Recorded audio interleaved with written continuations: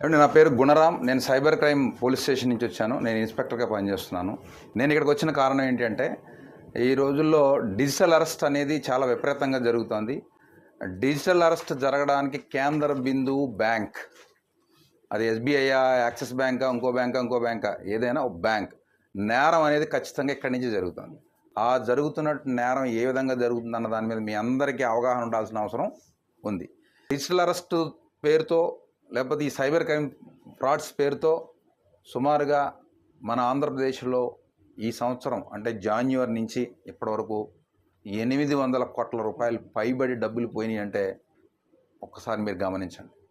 బ్యాంక్కి ఏదో కస్టమర్ వచ్చాడు, ఆయన డబ్బులు ఆయన ఇష్టం కదా, ఆయన ఏదో పేరు చెప్పాడు, నేను రాసేసుకున్నాను, ఆ పేరు కరెక్ట్గానే ఉంది, నేను చెక్ చేశాను, నా పైన ఆయన చెక్ చేశాడు, ఆ పైన ఆయన చెక్ చేశాడు, పంపించేశాం అంటే కుదరదు. ఎందుకంటే ఇంటర్నెట్ బ్యాంకింగ్ ఫెసిలిటీ పేరుతో మీరు చాలా ఫెసిలిటీస్ మీ కస్టమర్స్కి మీరు ఏర్పాటు చేశారు. మీలాగే భారతదేశంలో అన్ని బ్యాంకులు ఏర్పాటు చేశాయి. కానీ ఏర్పాటు చేసిన దాన్ని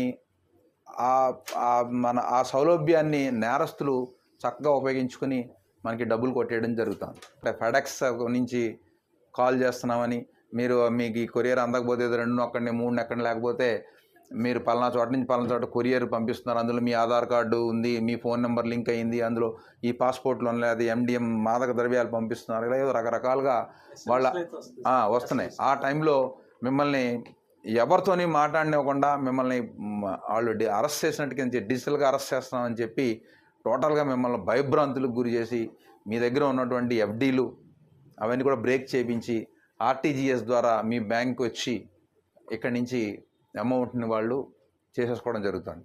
ఈ ప్రాసెస్ అంతా ఎలా జరుగుతోంది? మేము అన్ని కేసుల్ని పరిశీలించిన తర్వాతన మేము టోటల్గా CP గారు మా టీం అంతా కూడా మేము ఒక క్వశ్చనేర్ తయారు చేయడం జరిగింది. ఇది క్వశ్చనేర్.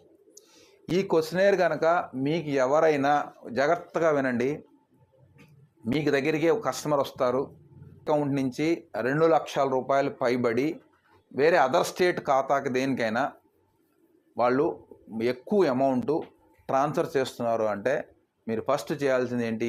అలా ఎందుకు డబ్బు ట్రాన్స్ఫర్ చేస్తున్నారు, కారణం ఏంటి? వాళ్ళు ఏదో చిన్న పొడి వాళ్ళు భయంలో ఉంటారు. అది మీరు గమనించాలి. అతన్ని గమనించాలి. అతని మొహం కవళికలు ఎలా ఉన్నాయి, ఫోన్లో మాట్లాడుతున్నాడా, ఏం చేస్తున్నాడు, ఏంటి, ఫోన్ అవసరం, ఫోన్ కట్టేమని చెప్పాలా, కట్టనండి, లేదు నాకు ఏదో అంటాడు అంటే మీరు వెంటనే పట్టుకోవాలి, ఏదో జరుగుతుంది. ఇది మీరు అడ్డంగా అవసరమైతే గొడవ పెట్టుకోండి, ఏం పర్వాలేదు, మాకు ఫోన్ చేయండి, మేము వస్తాం. ఇప్పుడు మొన్న ఇదే SBI బ్యాంకులో 1,25 lakhs ఒక్కసారిగా వెళ్ళిపోయినాయి. మళ్ళీ ఇదే SBI bank Tiruvuru branch manager గారు వచ్చిన అబ్బాయిని గమనించి చేయడం వల్ల 60 లక్షల రూపాయలు ఫ్రాడ్ ఆపగలిగాడు. ఇదే మహబూబ్ నగర్లో SBI బ్రాంచ్లో ఇలాగే ఒక బ్యాంక్ మేనేజర్ గారు వెంటనే మాట్లాడి అక్కడ కూడా ఆపగలిగాడు. మీరు కొన్ని క్వశ్చనేర్ వాళ్ళు ఖచ్చితంగా మీరు అడగాలి. ఆ క్వశ్చన్ ఏం అడగాలి అన్నది నేను మీకు చదివి వినిపిస్తాను. ఈ ఖచ్చితంగా మీ మైండ్లో, అందరి మైండ్లోనూ ఉండాలి. అటెండర్ దగ్గర నుంచి బ్యాంక్ మేనేజర్ వరకు ప్రతి వాళ్ళు కూడా ఈ విషయం గురించి తెలుసుకుని ఉండాలి. లేకపోతే కనుక ఖచ్చితంగా క్రైమ్ ఇక్కడి నుంచే జరుగుతుంది, బ్యాంక్ నుంచే జరుగుతుంది. దీన్ని ఏదో బరువు, ఇది బర్డెన్ అయిపోతుంది, నేనెందుకు అడగాలనేది కాకుండా మీరంతా కూడా ఖచ్చితంగా బాధ్యతగా ఫీల్ అయ్యి ఒక గుడ్ ఫెయిత్తో మీ కస్టమర్ని సైబర్ నేరం నుంచి నివారించాలి అనేటువంటి గుడ్ ఫెయిత్తో మీరు ఇక్కడి నుంచి పనిచేయాల్సిన అవసరం ఉంది. ఇలా చేస్తేనే, మనందరం కలిసికట్టుగా ఇలా చేస్తేనే ఈ నేరాల్ని అరికడతాం. దీని గ్రావిటీ ఎంత ఉంది అంటే లాస్ట్కి మన దేశ ప్రధానమంత్రి గారు మన్ కీ బాత్ కార్యక్రమంలో డిజిటల్ అరెస్ట్ గురించి చెప్పేటువంటి పరిస్థితి వచ్చింది అంటే ఈ నేరం తాలూకా తీవ్రత ఏ విధంగా ఉందో మీరంతా గమనించాలి. మళ్ళీ ఫామ్ నెక్స్ట్ ఎవరికో పంపిస్తారు, నెక్స్ట్ బ్యాంకు మీరు వచ్చింది కదా అని ఇలా గీసేసి సంతకాలు పెట్టేసేసి మనం ఇలా చేసేస్తామంటే మాత్రం ఇక్కడి నుంచి కుదరదు. తేడా వచ్చిందంటే మీరు కూడా కేసుల్లో ఇరుక్కుంటారు.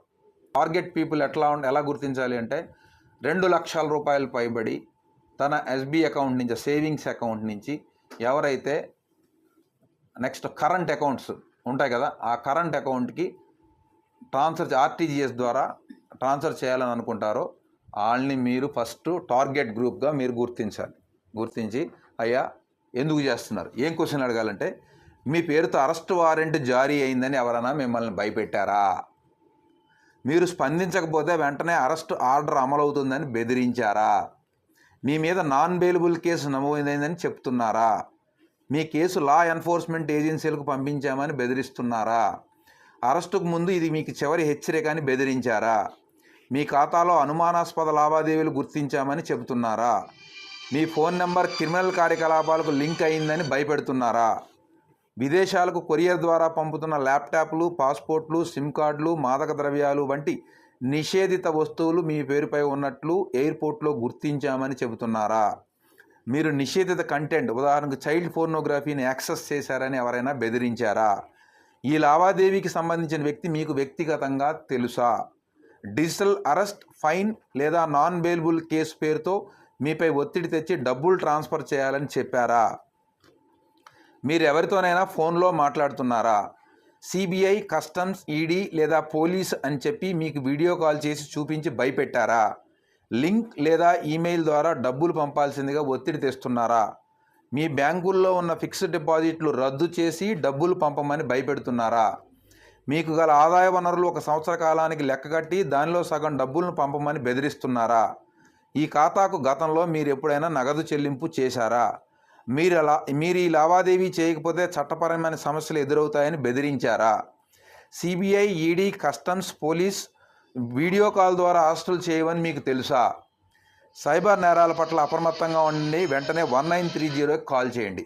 నేను యాక్చువల్గా ఈ క్వశ్చన్ అంతా చదవడానికి 1 మినిట్ లేదా 1.5 మినిట్ పట్టింది. కస్టమర్ని మీరు జాగ్రత్తగా ఛాదస్తంగా అతను తిడతాడ తర్వాత విషయం తర్వాత, ముందు ఈ క్వశ్చనేర్ కనుక మీరు అతనికి వేయగలిగితే ఈ క్వశ్చన్స్ అన్నీ కూడా ఆల్రెడీ అతను ఫేస్ చేసి ఉంటాడు.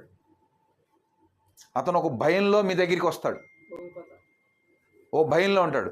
ఈ అడిగితే ఎస్ ఇవన్నీ అడుగుతున్నారు, వాడు కూడా నన్ను అడిగాడు, ఇది ఫ్రాడ్, ఇది ఖచ్చితంగా నా డబ్బులు కొట్టేయడానికి ఎవడో ట్రై చేస్తున్నాడు అని ఆ క్షణం నుంచి మీరు అతన్ని బయటికి తీసుకురావాల్సిన గురుతరమైన బాధ్యత మీ అందరి మీద ఉంది.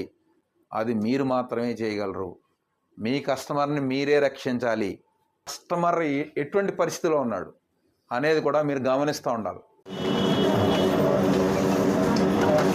మీరు ముఖ్యంగా మీరే చేయాలి.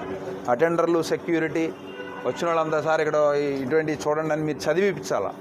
ఏమంటే ఇదే బయట బోర్డు, పెద్ద బోర్డు పెట్టండి, ఫ్లెక్సీ పెట్టండి, నేను మీకు సాఫ్ట్ కాపీ పంపిస్తాను, పెద్దది పెట్టండి. వచ్చిన వాళ్ళని వెళ్ళే వాళ్ళని చదివించాలి.